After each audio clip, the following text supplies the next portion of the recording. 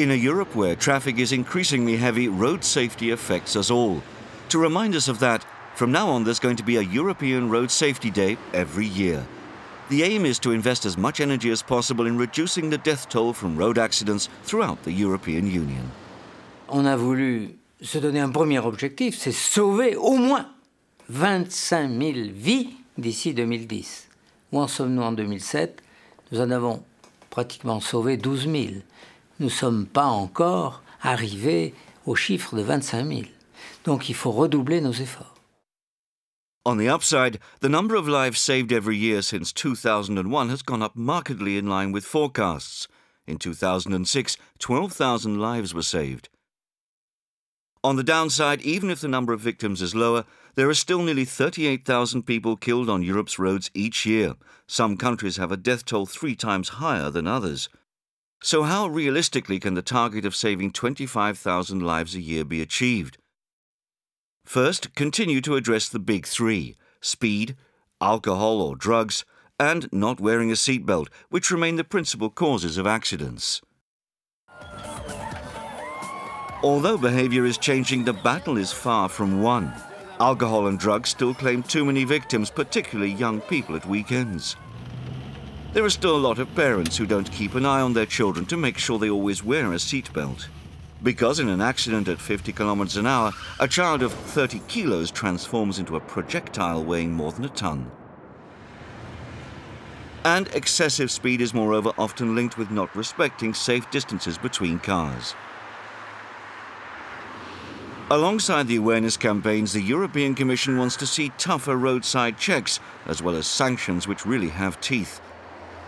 It's calling particularly for more international cooperation, so that offences committed abroad have a better follow-up. The second issue is that of vulnerable users, such as motorcyclists. To escape the traffic jams, increasing numbers of people are swapping cars for motorcycles. As a consequence, the number of motorcyclists killed on the roads is not going down. So how can this issue be addressed? In Paris, for the president of Club 14, an international association for motorcyclists, there is a priority. L'évolution du permis de conduire. Clairement, qui tienne compte, je dirais, de l'accès progressif à la puissance en fonction de l'expérience de pilotage. Parce que le vrai sujet de la dangerosité, c'est quoi? C'est un jeune qui, par exemple, vient d'avoir son permis de conduire et s'achète une hypersportive. On ne peut pas conduire une machine hypersportive si on vient d'avoir son permis de conduire. Par contre, on est capable d'y accéder, on est vraiment capable d'y accéder, si on a eu une certaine expérience de conduite. The progressive motorbike license has already been agreed at European level, so it will be gradually introduced by member states over the next few years in the progress of the harmonization of driving licenses. There are many aspects to look at when considering motorcycle safety. How can they be made more visible in traffic? How can the road network or the highway code be better planned to deal with their needs? But that doesn't escape the fact that it's the motorcyclists themselves who are first and foremost responsible for their own protection. Un motard, par essence, il n'a pas de carrosserie. La moto n'a pas de carrosserie. Donc c'est l'équipement du motard qui fait qu'aussi on limite le nombre de tués. Et en Allemagne, tous les gens sont équipés de cuir, sont équipés de bottes, sont équipés de casques, sont équipés de gants. À l'inverse, dans certains pays méridionaux, dans lesquels on peut mettre la France, mais également peut-être l'Italie, il y a des zones sur lesquelles, malheureusement, vous trouvez des gens qui font de la moto en short. Et ça, malheureusement, ça existe. Other safety factors are the road infrastructure and the vehicles themselves. Both are constantly improving. The simple replacement of road intersections with roundabouts reduces the risk of serious accidents. But there are still large numbers of black spots. So the Commission is also proposing a mandatory safety audit of all known danger areas. On the manufacturing side, there's been undeniable progress. New developments include the fact that ABS must soon be fitted on all road motorbikes, while for cars the next revolution is ESC, Electronic Stability Control, a system offered by many manufacturers but which should be used more widely even in small cars. It corrects the speed on the wheels, and it helps you to stay inside the turn. It basically corrects your error.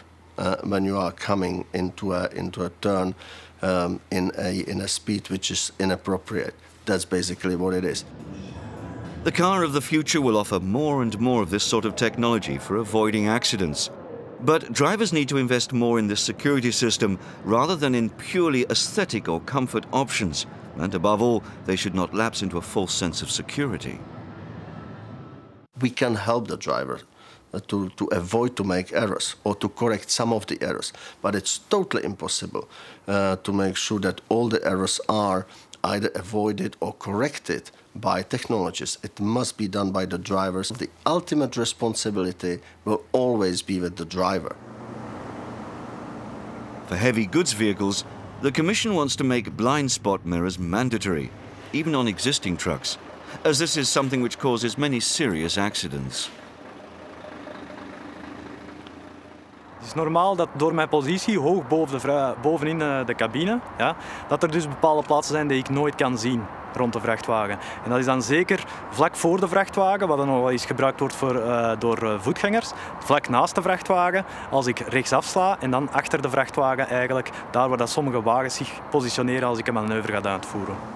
De nieuwe spiegel maakt eigenlijk dat wij eigenlijk nog beter voetgangers zullen zien en nog beter fietsers zullen zien. In general, more and more public and private organizations are also getting involved in the fight for better road safety. For example, by signing the European Road Safety Charter, businesses, institutions and associations are making concrete commitments towards improving safety on our roads. At the beginning of 2007, the Charter already had more than 700 signatories, representing more than 25 million people. The city of Cologne, for example. It's carrying out an awareness campaign for young people, school children and the elderly, while also making road safety a common theme in all its urban planning. Deswegen haben wir hier in Köln auch ein sogenanntes Verkehrssicherheitsaudit eingeführt. Das heißt, jede Planung, die von uns erstellt wird oder von Ingenieurbüros erstellt wird, durchläuft ein sogenanntes Verkehrssicherheitsaudit, wo die Planung überprüft wird auf ihre Qualität bezüglich der Verkehrssicherheit. Cologne is planning to install speed bumps in all areas around schools and introduce 150 more 30-kilometer zones over the next 3 years. So safer roads are possible. But saving 25,000 lives every year doesn't just happen through tough legislation. What's needed most of all is a profound change of mentality and for everyone to get involved, because after all, road safety is everybody's business.